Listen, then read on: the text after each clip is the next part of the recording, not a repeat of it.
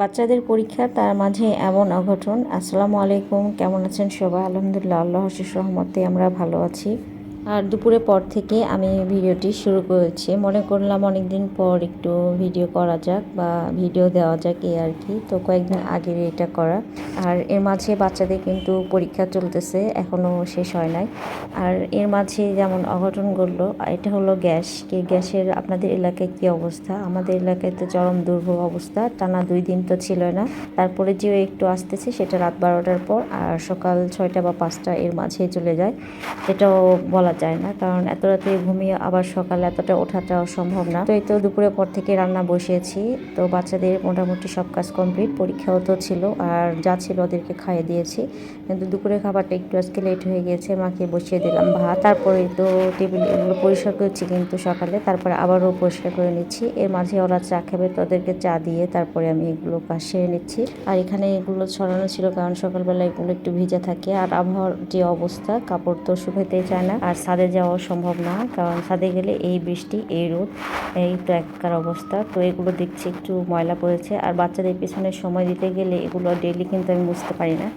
সেটা যাই হোক, দিন চলে যাবে যেভাবে একটা যাক না কেন। বাচ্চাদের পরীক্ষা তো আর আসবে না একবার গেলে, কারণ পরীক্ষাটা মেন বিষয়। তো সেই জন্য আমি কিন্তু রেগুলার কোনো ভিডিও বা ব্লগ যে কোনো কিছু আপলোড করি না, কারণ বাচ্চাদের পিছনে সময় দিতে হয়। একটা বাচ্চা নিয়ে সবাই হিমশিম খেয়ে যায়, আর আমার 3টা বাচ্চার একসাথে পরীক্ষা, তো সবারই এর পেছনে অবশ্যই সময় দিতে হয় কম বেশি। পরীক্ষার সময় তো অবশ্যই দিতে হবে, তারা মোটামুটি ছোট, তারা এমন বড় না যে নিজেদেরটা করতে পারবে, তারপরেও বাচ্চাদের পেছনে থাকতে হয়। আর এখানে আমি চিংড়ি মাছ সকালে সব কিছু গুছিয়ে রেখেছিলাম পরিষ্কার করে, আর খালাকে দিয়ে পেঁয়াজটা একটু ছিলে নিয়েছি। তো সেটা একটু ঝুড়ি করে বক্সে রেখে দিলাম, বেশিভাবে রেখে দিলে দেখা যায় আমার আর এই পেরেশানিটা হয় না। আর এখানে রান্না করতে এসে দেখি আবার মশলাটা নেই, তো জিরা গুঁড়া এটাও ঢেলে নিচ্ছি। আর এখানে তো ইলেকট্রিক চুলায় রান্না করছি, কারণ দেখা যাচ্ছে ইলেকট্রিক চুলা ছাড়া কোনো উপায় নেই, এখানে রান্না করতে হবে। তাছাড়া খাবার দাবার দেখা যায় সকালবেলার নাস্তা অন্তত বাইরে থেকে খাওয়া হলো, দুপুর রাত এগুলো তো খাওয়া, আর সব সময় রেগুলার কিনে খাওয়া তো সম্ভব না। বাসার খাবারের মধ্যে যেরকম স্বাস্থ্যকর খাবার খাওয়া যায়, বাইরেরটা তো সেরকম না, তারপরও খেতে হয়, কারণ খাবার তো খেতেই হবে। তো যাই হোক, আমার কিন্তু ভাত রান্না হয়ে গেছে, তারপরে তো মাছ ভুনা করে নিচ্ছি।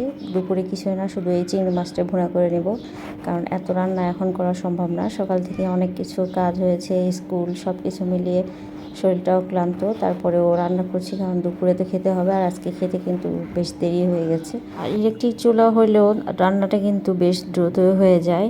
তো বাদবাকি আরও যে হালকা পাতলা কাজ ছিল সেগুলো সেরে নিলাম। চিংড়ি মাছ রান্না সবচেয়ে সহজ আমার কাছে যেটা মনে হয়, এটা একটু সুন্দরভাবে মশলা দিয়ে কষিয়ে রান্না করে নিলে কিন্তু খেতে বেশ ভালো লাগে। আর এটা বাসার সবারই পছন্দের মাছ। ভুনার জন্য পরিমাণ মতো পানিও দিয়ে দিলাম, আর এই ফাঁকে আমার মাছটা এই তো হয়ে গেল।